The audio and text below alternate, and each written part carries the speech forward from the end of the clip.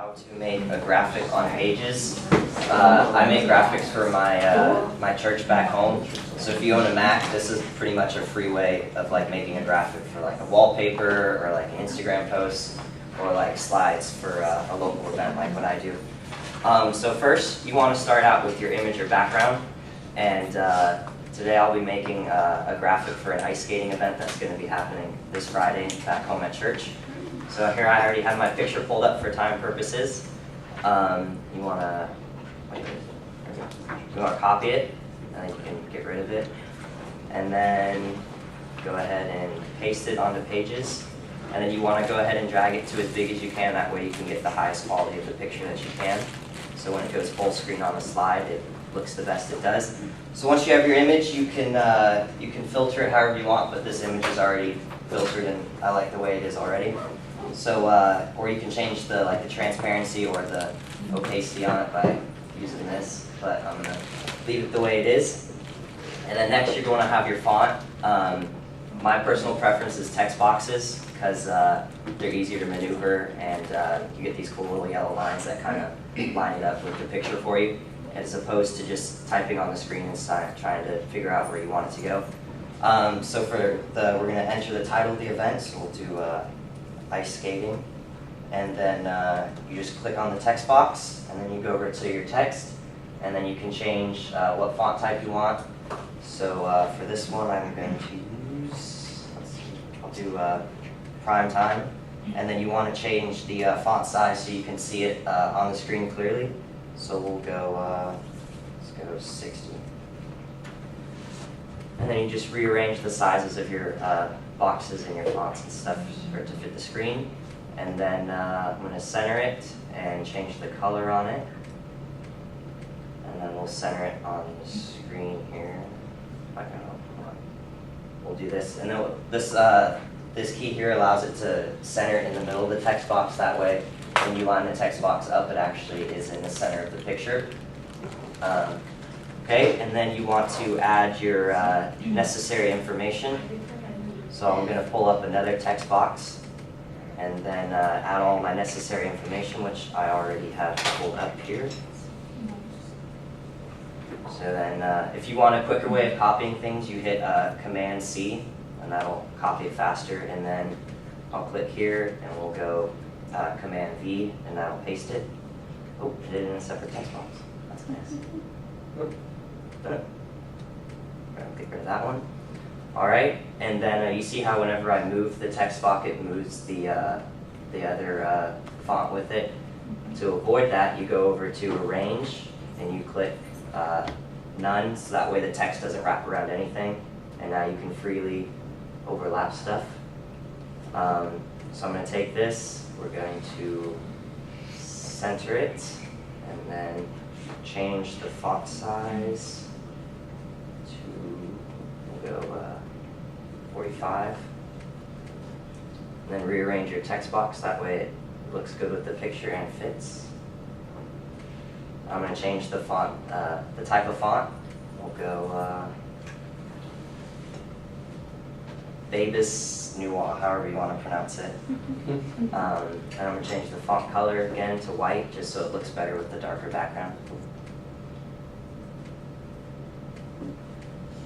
And then, let's see, let's arrange this better. So we'll go here. Let's put a bullet point in between. And that's alternate 8 if you want to know how to put bullet points. It's kind of cool, but not really. If you're into that kind of thing. And then you can change the line spacing on it. So you go, where's it spacing? So right now it's at 16 points. So we'll bring it down to 1. Oh, didn't do it. Just highlight it. Oh, here we go. I'll bring it down. 0.7, that way it's nice and neat. And we'll put it under there. And then right now it's kind of hard to see with the ice skating and the white on the white. So I'll go ahead and add a shadow to it, and you do that by clicking on your text box, going to the little gear, and then clicking shadow.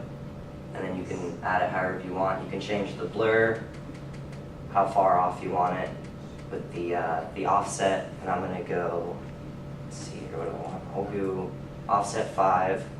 Opacity will bring it down to 50, that way it blends in better. And then we'll bring the angle to right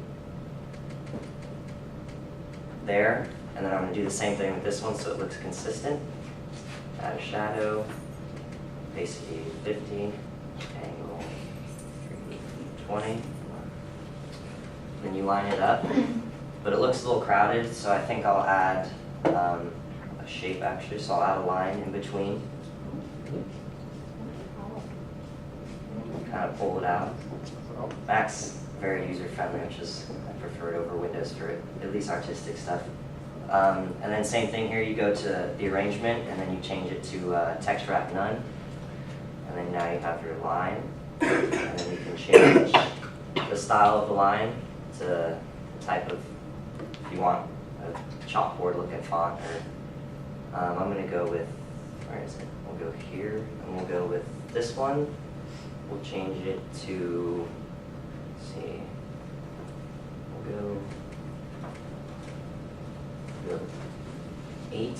We'll change the color to white. And then, let's see, we'll add an effect to the end of the line. No, we'll do that. And then same thing here, you can add a shadow to it. Just click the drop down. You do drop shadow, which is what the other ones are. And we'll just change it so it lines up with the other ones. Blur 1, 5, and then angle 320. And then we'll just pull it out. And there you go. And that will be the graphic for my church this week for their ice skating event. Actually, since it's still in a document format, if you view it and you go full screen, you can take a screenshot and then it'll become a picture.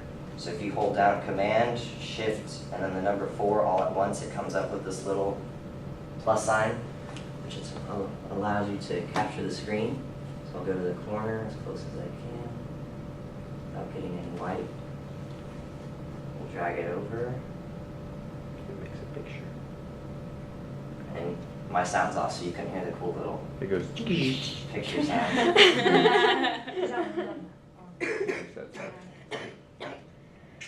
That makes that sound. And then it should show up on your desktop, right Screenshot, there it is right there. here. And It's there's, gorgeous, dude. There's my graphic for my slide.